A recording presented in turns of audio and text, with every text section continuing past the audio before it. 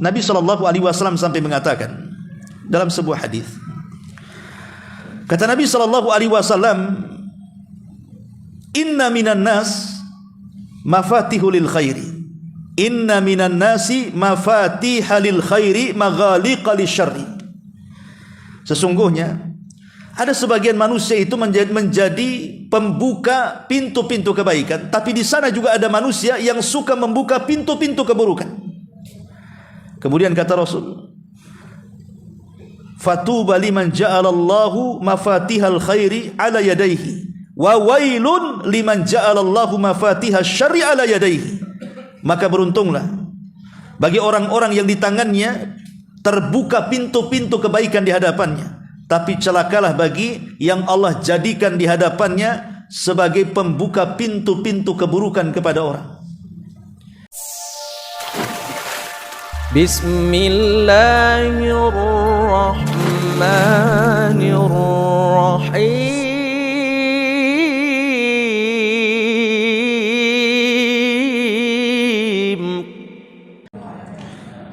Assalamualaikum warahmatullahi wabarakatuh.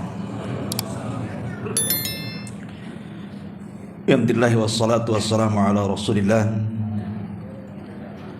wa ala alihi wa sahbihi wa mawalah wa la hawla wa la quwata illa billahi wa ba'd.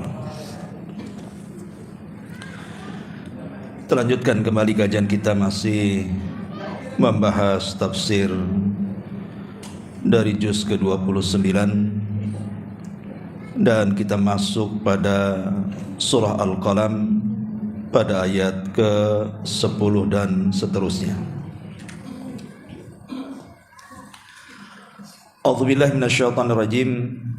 Bismillahirrahmanirrahim. Wala tuti kulla hallafim mahin hammazin masya'im binamim manna'ilil khairi mu'tadin athim utullim ba'da dzalika zanim. Dan janganlah engkau patuhi setiap orang yang suka bersumpah, lagi suka menghina, suka mencela, yang kian kemari menyebar fitnah di mana-mana, yang merintangi segala yang baik dan yang melampaui batas dan banyak dosa, yang bertabiat kasar, selain itu juga terkenal kejahatannya. Ma'asyiral muslimin wal muslimat rahimakumullah. Ayat ini menjelaskan kepada kita tentang sifat-sifat orang-orang kafir Quraisy. Tetapi karena kaidah Al-Quran itu al-ibratu bi umumil lafzi la bi khususis sabab. Ibrah ayat-ayat dalam Al-Quran itu bukan karena khususnya sebab, tapi karena umumnya lafaz. Sekalipun sifat-sifat yang tercela ini menjelaskan tentang sifat-sifat mereka, tetapi ini juga pelajaran bagi kita kaum muslimin untuk tidak tersifati dengan sifat-sifat buruk ini. Apa saja sifat-sifat buruk yang dicantumkan di dalam ayat ini? Di sini Allah Subhanahu wa taala mengatakan wala tuti kulla hallafim mahin. Janganlah kalian patuhi setiap orang yang suka bersumpah, lagi suka menghina. Bicara tentang banyaknya sumpah atau banyak bersumpah, kita tahu bahwa kesalahan orang bersumpah itu ada pada 3 perkara. Pertama, seseorang bersumpah dengan menggunakan selain daripada Allah Subhanahu wa taala. Yang kedua, memperbanyak sumpah padahal dia di posisi yang benar. Dan yang ketiga, bersumpah kepada Allah Subhanahu wa taala untuk sebuah kedustaan. Tiga-tiganya tercela dalam sumpah. Bersumpah menggunakan selain daripada Allah Subhanahu wa taala, memperbanyak sumpah kepada Allah padahal dia di pihak yang benar, ataupun bersumpah kepada Allah dalam rangka kedustaan. Ma'asyiral muslimin yang dimuliakan Allah Azza wa Jalla, adapun jenis yang pertama, bersumpah kepada selain Allah Subhanahu wa taala. Kita tahu bahwa sumpah itu ma'ruf di masyarakat dan ma'ruf secara syar'i. Biasanya menggunakan kalimat wallahi atau billahi atau tallahi. Bahasa kitanya demi Allah. Atau diperbolehkan juga bersumpah itu dengan mengatakan demi Rabb yang menciptakan langit dan bumi, atau demi zat yang jiwaku berada di tangannya, atau yang lain-lain selama tidak memiliki kandungan sumpah kepada selain Allah Subhanahu wa taala. Seperti umpamanya seseorang bersumpah demi Rasulullah, demi Ka'bah, demi Jibril, demi langit dan bumi, demi bintang-gemintang, demi bulan, demi matahari. Atau boleh jadi menyebut berhala-berhala, demi Lata, demi Uzzah dan yang semacamnya. Maka sumpah-sumpah kepada makhluk terlarang dalam Islam, bahkan bisa menjerumuskan kepada syirkul asghar, syirik kecil. Tetapi ingat bahwa syirik kecil itu, walaupun dia kecil, dia lebih besar dosanya dibandingkan dosa besar, dibandingkan berzina, dibandingkan mencuri, dibandingkan membunuh, dibandingkan minum khamar, berjudi dan yang semacamnya. Jadi bukan main-main bersumpah dengan selain Allah Subhanahu wa taala, demi cintaku padamu. Sering antum dengar? Ya. Bersumpah dengan cinta. Maka bersumpah selain daripada sumpah kepada Allah Subhanahu wa taala, ini adalah kesyirikan. Karena bersumpah itu tidak boleh diberikan kecuali kepada Allah Subhanahu wa taala. Makanya di dalam hadis Nabi sallallahu alaihi wasallam, Rasul bersabda, "Man halafa bi ghairillahi faqad asyrak." Barang siapa yang bersumpah kepada selain Allah Subhanahu wa taala, maka dia telah melakukan kesyirikan. Tidak boleh seseorang bersumpah demi Yesus, demi Wisnu, demi Lata, demi Uzza atau berhala-berhala yang lainnya. Bahkan demi langit dan bumi, demi bintang, demi bulan dan begitu seterusnya, maka terlarang dalam Islam. Makanya Syekhul Islam Ibn Taimiyah rahimahullahu taala, beliau mengatakan al-halafu bil makhluqat kal halafi bil ka'bati au qabri syaikhin. Seseorang bersumpah dengan makhluk-makhluknya seperti bersumpah dengan Ka'bah, demi Ka'bah, atau demi kuburan syekh tertentu. Maka kata beliau, saya tidak tahu perselisihan ulama dalam hal ini, bahwa perkara ini adalah makruhatun manhiyun anha, sangat tercela dan dibenci, bahkan terlarang.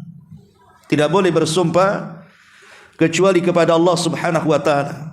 Makanya Nabi sallallahu alaihi wasallam dalam hadis yang dikeluarkan Bukhari Muslim dari hadis Abdullah ibn Umar radhiyallahu anhuma, satu hari Nabi sallallahu alaihi wasallam menjumpai Umar radhiyallahu an berada dalam tunggangannya, dalam kendaraannya, dan Umar ketika itu sedang bersumpah dengan bapak-bapaknya, dengan bapak moyangnya. Maka Nabi sallallahu alaihi wasallam memanggil Umar dan mengatakan, "Ala innallaha yanhaakum an tahlifu bi abaikum, faman kana halifan falyahlif billah aw liyasmut." Wahai Umar, sesungguhnya Allah Subhanahu wa taala melarang kalian untuk bersumpah dengan nenek moyang kalian. Maka barang siapa yang ingin bersumpah, bersumpahlah dengan nama Allah. Kalau tidak bisa, maka diam lebih baik. Lihat ketegasan Nabi sallallahu alaihi wasallam mencegah, tidak mau ada kesyirikan walaupun itu syirkul asghar, walaupun itu syirik kecil. Ma'asyiral muslimin yang dimuliakan Allah Subhanahu wa taala. Makanya Abdullah bin Mas'ud radhiyallahu an, beliau mengatakan dalam perkataannya yang sangat terkenal, la an ahlifa billahi kadhiban ahabbu ilayya min an ahlifa bi ghairihi sadiqa. Kalau saya bersumpah tapi tetap menyebut nama Allah Subhanahu wa taala untuk sebuah kedustaan, jauh lebih kusukai dibandingkan seseorang bersumpah kepada selain Allah walaupun untuk kejujuran. Kata Abdullah ibn Mas'ud radhiyallahu an, kalau dengan tetap menyebut nama Allah Subhanahu wa taala untuk sebuah kedustaan, jauh lebih kucintai dibandingkan bersumpah dengan menyebut nama selain Allah walaupun untuk kejujuran. Kenapa demikian? Bukankah dua-duanya juga tercela?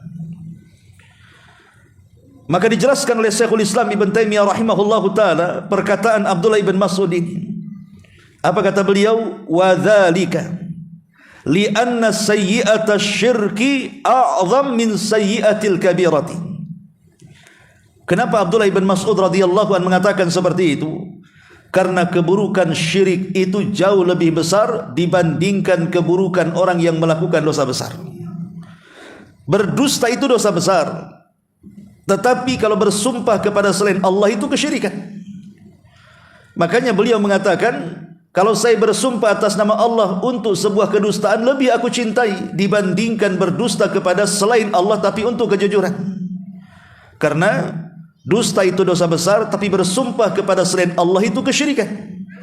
Walaupun sama-sama dua-duanya tercela, tetapi kesyirikan itu jauh lebih berbahaya dibandingkan dosa daripada dusta itu sendiri. Ma'asyiral muslimin wal muslimat rahimani wa rahimakumullah. Lalu bagaimana kalau seandainya ada seseorang terucap sumpah kepada selain Allah, seperti yang saya katakan tadi, demi bulan, demi bintang, atau yang ma'ruf di masyarakat, demi cintamu kepadamu, dan begitu seterusnya. Apa yang harus dilakukan kalau dia terlontar kalimat-kalimat seperti itu? Bagaimana tobatnya?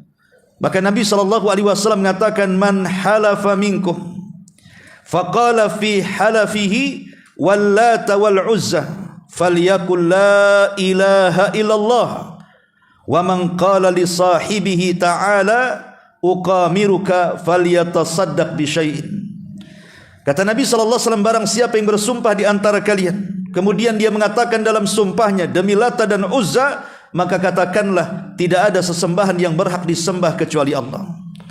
Jadi kalau seseorang terpeleset lidahnya, kemudian dia bersumpah kepada selain Allah, maka segeralah dia mengatakan kalimatut tauhid la ilaha illallah. Begitulah cara tobat daripada sumpah kepada selain Allah Subhanahu wa taala, supaya kita tidak terjerumus kepada kesyirikan. Ini yang pertama. Yang kedua, kesalahan dalam bersumpah adalah memperbanyak sumpah. Selain bersumpah kepada selain Allah adalah banyak sumpah. Dan biasanya banyak sumpah ini dilakukan oleh para pedagang. Karena Nabi SAW mengatakan salasun atau salasatun la yukallimuhumullahu wa la yanzuru ilaihim yaumal qiyamah wa la yuzakkihim wa lahum adzabun alim. Ada 3 kelompok kelak pada hari kiamat. Mereka tidak akan diajak bicara Allah. Bahkan Allah tidak sudi memandang mereka. Bahkan Allah tidak mau membersihkan dosa-dosa mereka. Bahkan sudah disiapkan azab yang pedih bagi mereka. Bayangkan 4 perkara yang menakutkan akan ditimpakan kepada 3 kelompok ini. Siapa 3 kelompok ini? Kata Nabi, al-musbil izarahu, orang yang melembrehkan kainnya di bawah mata kaki bagi laki-laki. Yang kedua, wal mannan bima ata, orang yang suka menyebut-nyebut pemberian. Dan yang ketiga, al munafaq sil'atahu bil halifil kadhib, orang yang ingin melariskan dagangannya dengan cara menguatkan dengan memperbanyak sumpah.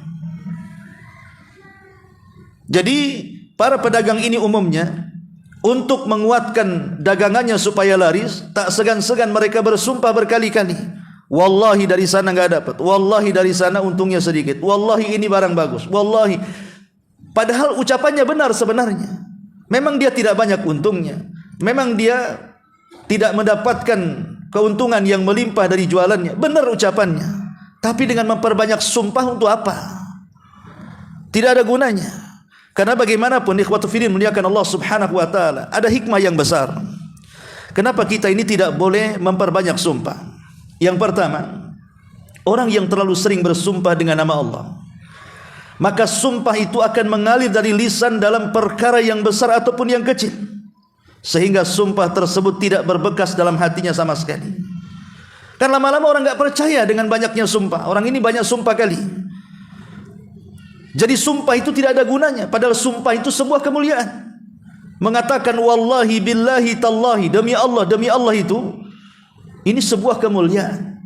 Makanya kenapa sumpah itu digunakan dalam peradilan biasanya.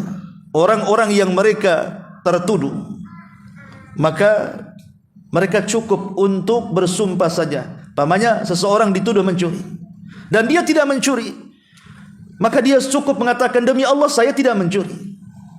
Dan bagi orang yang menuduh dia harus mendatangkan bukti. Jadi sumpah itu digunakan dalam kondisi-kondisi tertentu saja yang sangat penting, sehingga dia harus menyebut nama Allah Subhanahu wa taala dengan sumpahnya. Lah kalau sumpah diumbar begitu saja, lalu kalimat wallahi tallahi billahi ini enggak ada harganya, sehingga keagungan Allah Subhanahu wa taala semakin berkurang. Yang kedua, saat seseorang ingin sempurna mengagungkan Allah Subhanahu wa taala dalam ubudiyah, maka harusnya seseorang itu tidak banyak bersumpah.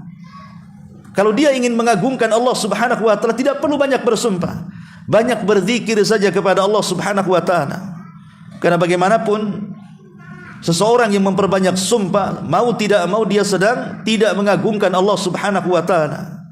Dan lebih daripada itu, orang yang banyak bersumpah, maka ia merendahkan kejujuran dirinya sendiri. Seolah-olah apa? Seolah-olah dia tidak yakin dengan dirinya sendiri, sehingga dia harus bersumpah supaya orang yakin dengan dia. Orang yang banyak bersumpah itu tidak pede sebenarnya. Makanya di sini perlu, padahal kita ini harus mengedepankan izzah kejujuran diri sendiri. Bagaimana caranya orang itu percaya dengan kita tanpa harus bersumpah? Harusnya seorang muslim seperti itu. Kemudian yang ketiga, bersumpah dengan selain Allah Subhanahu wa taala, bersumpah kepada Allah Subhanahu wa taala tapi dalam rangka kedustaan. Lah ini juga sama dengan perkara yang kedua tadi. Banyak orang-orang para pedagang itu terkadang mereka berdusta supaya nampak jujur dia bersumpah. Dan itu banyak di masyarakat. Orang-orang yang mereka menyembunyikan kedustaan kemudian mereka bersumpah. Lihat para pejabat ketika mereka dilantik, bukankah mereka disumpah di atas Quran? Ya kan? Para pejabat itu ketika dilantik, itu Quran di atas kepala. Walaupun sumpah seperti ini tidak ada syariatnya, akan tetapi kita tahu mereka disumpah atas nama Allah Subhanahu wa taala dan atas nama Quran. Tapi sumpah itu tidak berlaku kepada mereka. Kenapa? Karena kenyataannya setelah mereka bersumpah, mereka tidak jujur dalam bekerja. Sebagian mereka menjadi pencuri, korupsi dan yang semacamnya. Lalu apa sumpah yang sudah disumpahkan dia kepada Allah Subhanahu wa taala? Tidak ada gunanya. Makanya dalam ayat ini Allah Subhanahu wa taala mengatakan, wala tuti kulla halafim mahin. Janganlah kalian mengikuti orang-orang yang banyak bersumpah, al-mahin, dan orang yang banyak mencela. Mahin itu arti menghinakan. Ya. Ma'asyiral muslimin wal muslimat rahimani wa rahimakumullah. Kita tahu bahwa Islam datang kepada kita ini membawa ajaran kesetaraan. Islam itu datang, ajarannya membawa kesetaraan. Itulah kenapa ditentang oleh orang-orang kafir. Orang-orang kafir Quraisy di zaman itu menentang. Sebab kalau seandainya Abu Jahal masuk Islam, maka dia setara dengan Bilal. Kalau seandainya Abu Lahab masuk Islam, maka setara dengan Khabbab, seorang budak yang masuk Islam.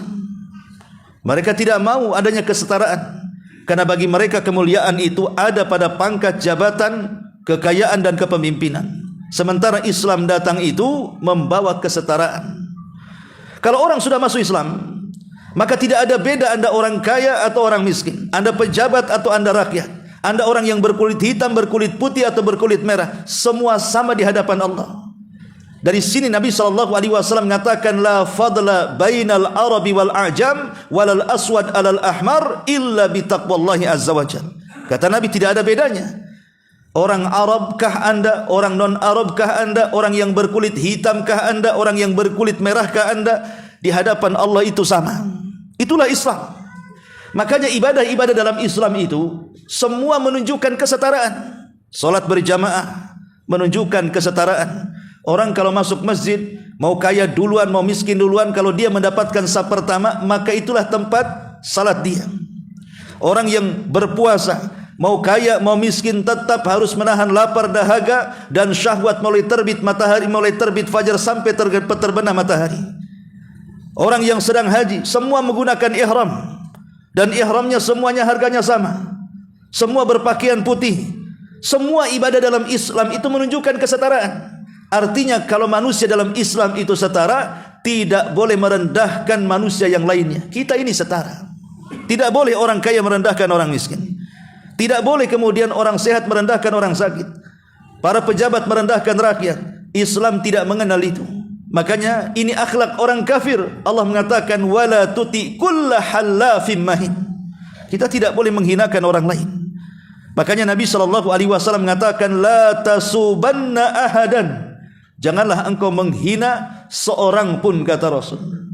Dan Rasul mengatakan la tahqiranna minal ma'rufi syai'an wa an tukallima akhaka wa anta mumbasitu ilaihi wajhuka inna dzalika minal ma'ruf.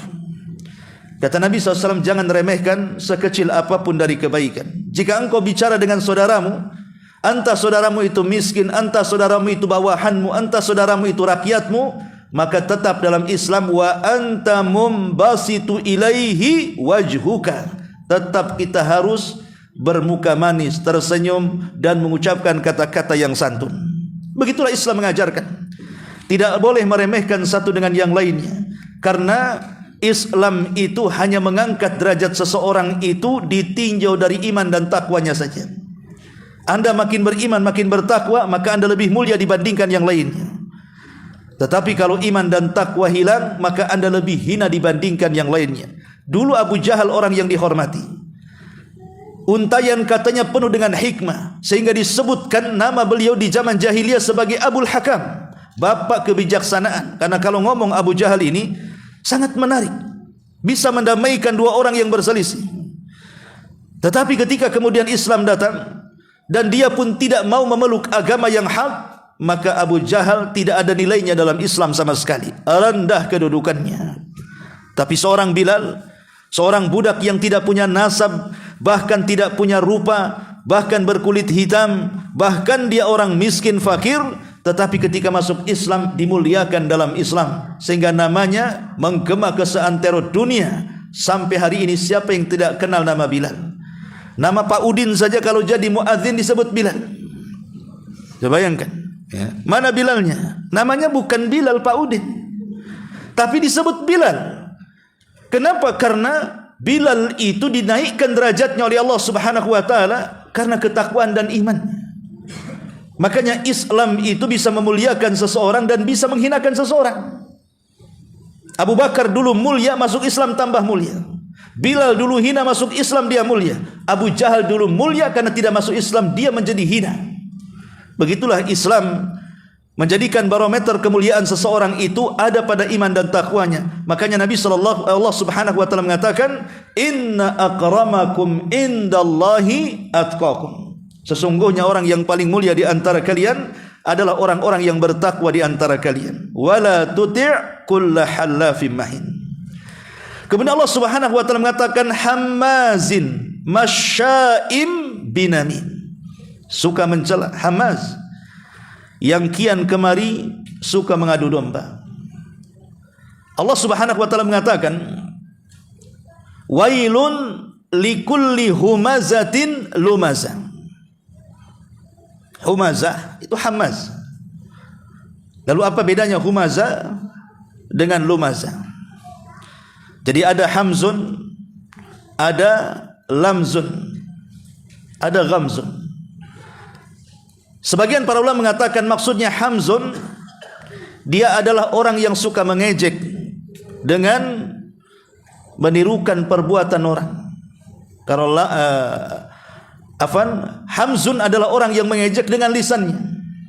Tapi lamzun mengejek kepada manusia dengan perbuatannya. Pamannya ada orang pincang lewat, ditirukan kepincangannya. Kita tidak pincang, ada orang lewat, antum tirukan pincang dia. Kan kurang ajar tuh. Ada orang buta sebelah, antum pula tirukan, dibuta-butakan sebelah. Orang yang suka meniru-nirukan orang, maksudnya kekurangan orang ditiru-tiru kita, tentu dalam rangka merendahkan. Maka ini disebut hamzun, atau dengan lisannya mengejek manusia, pamannya diejek fisiknya. Boleh jadi mungkin dia orang gemuk, kemudian dikata-katai macam-macam. Orang kurus dikata-katai macam-macam. Orang hitam dikatakan macam, dan begitu seterusnya. Hakikatnya Anda tidak sedang mencela tubuh dia, tapi Anda sedang mencela zat yang menciptakannya. Dia hitam itu kehendak Allah. Tidak ada yang mau terlahir hitam. Kemudian ada orang terlahir gemuk sekali, itu kehendak Allah. Dia tidak mau terlahir seperti itu. Atau mungkin terlahir cacat. Tidak ada orang yang mau terlahir cacat, pincang, buta dan sebagainya. Orang itu ingin terlahir sehat. Ataupun orang miskin, dicela kemiskinannya. Siapa yang ingin terlahir miskin? Tapi itulah sudah takdir Allah Subhanahu wa taala. Ada hikmah di balik penciptaan berbagai macam jenis manusia. Kalau kita mencela fisik manusia, itu sama dengan mencela zat yang menciptakannya. Dan ini kurang ajar, tidak beradab dengan Allah Subhanahu wa taala. Hammazin masya'im binamin. Atau seseorang yang suka mengadu domba ke sana kemari, ngompor sana, kompor sini. Kalau gas 5 kilo masih mendingan, yang 25 kilo apa enggak meledak orang? Ma'asyiral muslimin yang dimuliakan Allah Azza wa Jalla. Masya'im binamim. Apa an-namim? Ulama mengatakan namim adalah at-tahrishu bainan nas was-sa'yu bainahum bil ifsad. Ulama mengatakan bahwa masya'im binamim, namim itu artinya at-tahrish bainan nas, berusaha untuk memanas-manasi manusia supaya bertengkar. Was-sa'yu bainahum bil ifsad, atau berusaha supaya dua orang di antara mereka menjadi rusak hubungannya. Atau dengan kata lain, mengadu domba ke sana kemari. Itu disebut masya'im binamim. Ma'asyiral muslimin yang dimuliakan Allah Azza wa Jalla. Kalau dulu mungkin mengadu domba seseorang atau menghasut supaya seseorang itu bermasalah, bertengkar, berselisih, agak repot, karena harus jalan ke sana buat cerita lain, jalan ke sini buat cerita begitu. Kalau sekarang tidak, ngadu domba itu mudah, karena di tangan kita sudah ada alat komunikasi. Umpamanya seseorang cukup saja WA istri orang, buat 3 kalimat, sayang, itu saja, terbaca suaminya. Itu sudah bertengkar, naudzubillah, kan begitu. Padahal boleh jadi SMS nyasar itu. Tapi ini menunjukkan bahwa sekarang ini mudah seseorang itu untuk mengadu domba orang. Bahkan mengadu domba negara saja bisa sekarang ini, dengan adanya alat komunikasi ini. Berusaha kemudian mengompor sana, mengompor sini, akhirnya meledaklah dan terjadilah perselisihan. Suami istri bertengkar, dengan tetangga bertengkar, kawan jadi lawan, bahkan negara bisa berperang. Itulah mengadu domba ini memang membahayakan sekali. Makanya Islam sampai mengatakan ala unabbiukum mal 'adha hiyan namimatul qalatu bainan nas. Maukah aku habarkan kepada kalian apa itu sihir? Maka Rasul mengatakan sihir adalah namimah. Seseorang berusaha mengadu manusia lain sehingga mereka bertengkar. Makanya kenapa Nabi SAW mengatakan wa innal kalama la sihru. Dalam ucapan manusia itu ada sihir. Terkadang kita ngomong sesuatu, tersinggunglah kita, akhirnya marah kepada orang yang dituju, orang yang ngomong itu. Dan ini sangat banyak di masyarakat. Orang-orang yang bersifat picik, suka mengadu domba, ngompor-ngompori supaya orang berselisih pendapat, bahkan bertarung secara fisik, naudzubillah. Ma'asyiral muslimin wal muslimat rahimani wa rahimakumullah. Dan mengadu domba ini bahaya sekali. Pertama, Nabi SAW menganggap para pengadu domba adalah syirarul khalqi, seburuk-buruk manusia. Kata Nabi SAW, maukah kutunjukkan kepada kalian ala ukhbirukum bisyirarikum? Maukah kutunjukkan kepada kalian siapa manusia yang paling buruk di antara kalian? Maka Rasul mengatakan masya'una bin namimah. Mereka adalah orang yang berjalan ke sana kemari untuk mengadu domba manusia. Yang kedua, orang-orang yang suka mengadu domba, hakikatnya mereka sedang melakukan perbuatan syaitan. Karena perbuatan syaitan itu adalah bagaimana caranya menanamkan permusuhan di antara manusia. Ketika mereka putus asa, iblis dan pasukannya putus asa menggoda Rasul dan para sahabat untuk supaya kembali menyembah Lata, Uzza, Manat dan Khubal. Rupanya para sahabat yang kuat tauhid dan imannya tidak mau kembali sebagai penyembah berhala, sehingga hampir iblis putus asa kepada mereka. Sampai Nabi SAW mengatakan, Inna syaitan qad ya'isa an yu'bada fi jaziratil Arab. Setan itu hampir-hampir putus asa untuk disembah di negeri Arab. Tapi setan itu punya senjata yang lebih ampuh daripada itu. Walakin at-tahrishu bainahum. Tapi dia punya senjata. Ya, mungkin orang Arab tidak mungkin kembali menyembah Lata, Uzza, Manat, Khubal, Saif, Nailah atau yang lainnya. Tetapi setan akan membuat mereka kacau, saling bermusuhan. Lihat di Timur Tengah hari ini, perang di mana-mana, saling serang sana, serang sini. Di baliknya siapa? Di baliknya syaitan. Siapa lagi? Makanya dari sini ikhwatul fiddin yang dimuliakan Allah Subhanahu wa taala, namam ataupun orang yang mengadu domba, sesungguhnya dia telah melakukan amal daripada amal syaitan. Makanya kalau ada orang yang ngompori setan, kau pergi. Ini amalan setan. Jangan ganggu, jangan kasih was-was saya. Kemudian yang ketiga, ingat bahwa orang-orang yang mengadu domba itu biasanya penampilannya sok menjadi penasehat. Seolah-olah dia memberikan saran, seolah dia memberikan pendapat, seolah dia memberikan nasihat. Padahal dia sedang membuat kompor kepada kita, supaya kita panas, akhirnya menyerang orang yang dikehendaki orang yang mengadu domba ini. Kemudian yang keempat, bahwa semua sifat kotor yang terdapat dalam diri seorang muslim itu ada pada orang yang suka mengadu domba. Kenapa demikian? Karena biasanya orang yang mengadu domba itu pertama dia jatuh kepada ghibah. Pasti dia ghibah. Kalau enggak ghibah enggak bisa. Mengadu domba pakai apa kalau enggak pakai ghibah? Yang kedua, pasti dia hasad. Kalau tidak hasad ngapain dia mengadu domba? Yang ketiga, pasti dia dendam, iri hati, dengki dan yang semacamnya. Kemudian yang keempat, pasti isinya dusta dan penipuan. Jadi semua akhlak tercela itu ada pada masyaim binamim, orang yang berjalan ke sana kemari untuk supaya manusia bertengkar alias diadu domba.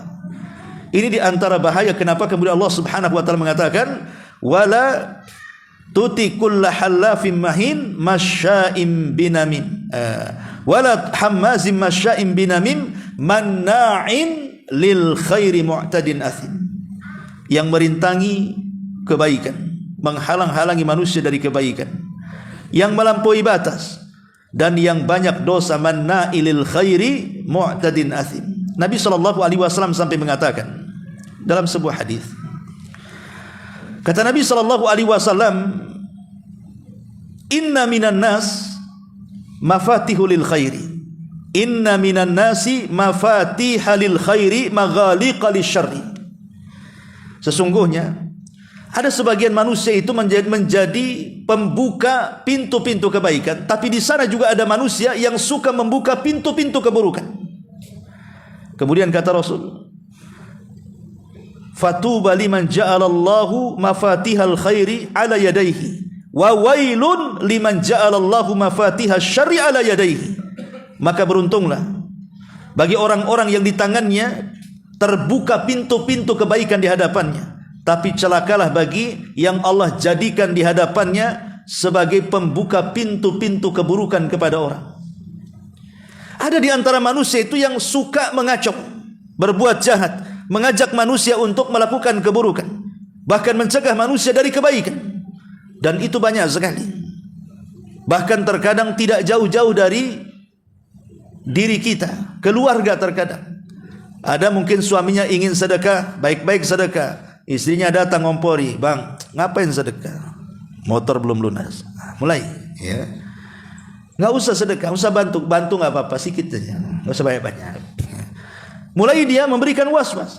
Itu orang terdekat padahal, apalagi orang-orang yang jauh.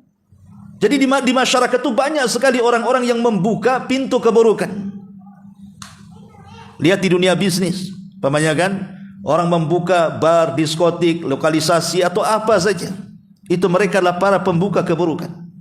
Tetapi ketika ada orang-orang yang membuka pintu-pintu kebaikan, membuat masjid, membuat pesantren, membuat sarana-sarana dakwah, yayasan-yayasan panti asuhan dan yang semacamnya, Terkadang kita tidak mau berkorban untuk menyumbangkan harta kita untuk mereka. Tapi kalau untuk keburukan, untuk khamr, zina, naudzubillah, mereka sesuai dengan kehendaknya menghabiskan semua hartanya begitu rela dan ikhlasnya. Lah manusia ada yang seperti itu. Makanya Allah mengatakan manna'ilil khairi mu'tadin athim. Ada yang mengatakan manna'ilil khairi artinya la yu'addi ma alaihi minal hukum. Ada juga tafsirnya mengatakan orang yang mencegah dari kebaikan itu maksudnya orang yang tidak melaksanakan hak dan kewajibannya. Istri tidak melaksanakan hak dan kewajiban kepada suami atau sebaliknya. Orang tua tidak pernah melaksanakan hak dan kewajibannya kepada anak dan sebaliknya. Orang tidak pernah melaksanakan hak dan kewajiban kepada tetangga atau sebaliknya. Ataupun melaksanakan hak dan kewajiban kepada kaum muslimin atau sebaliknya. Maka mereka adalah orang-orang yang disebut manna'in lil khairi mu'tadin athim. Ada juga mengatakan manna'in lil khairi, maksudnya orang yang tidak mau berbuat baik. Orang yang tidak mau berbuat baik, tidak mau menolong saudaranya, membiarkan saudaranya. Ada juga yang mentafsirkan maksudnya orang yang tidak mau menyambung silaturahim. Ada juga yang mentafsirkan maksudnya orang yang tidak mau bersedekah dan membantu sesamanya. Jadi ada beberapa penafsiran tentang manna'ilil khairi mu'tadin, maksudnya melampaui batas. Sebagian ulama mengatakan melampaui batas artinya kalau dalam infak jatuh kepada israf dan tabdzir. Israf dan tabdzir artinya menghambur-hamburkan kekayaan bukan pada tempatnya. Itulah namanya israf dan tabdzir. Kalau tabdzir, ulama mengatakan tabdzir itu atau dengan kata lain mubadzir. Ya. Mubadzir itu artinya dalam hal yang baik tetapi berlebihan. Umpamanya beli makan untuk 2 orang tapi beli makan 1 kampung. Akhirnya ketika makan tak habis dibuang. Itu namanya mubadzir. Dan itu kawan daripada syaitan. Kalau israf artinya seseorang kemudian membelanjakan walaupun kecil tidak banyak, mungkin Rp2, Rp3, Rp1.000, Rp2.000, tetapi untuk hal-hal yang diharamkan Allah Subhanahu wa taala. Maka dua-duanya tercela dan itu disebut mu'tadin. Kemudian al-athim, orang yang banyak melakukan kemaksiatan kepada Allah Subhanahu wa taala. Wallahu a'lam bishawab. Saya akan ada jawaban mungkin sampai di sini. Mudah-mudahan ada manfaatnya. Subhanallah bihamdika, asyhadu an la ilaha illa anta, astaghfiruka wa atubu ilaik. Wallahu ta'ala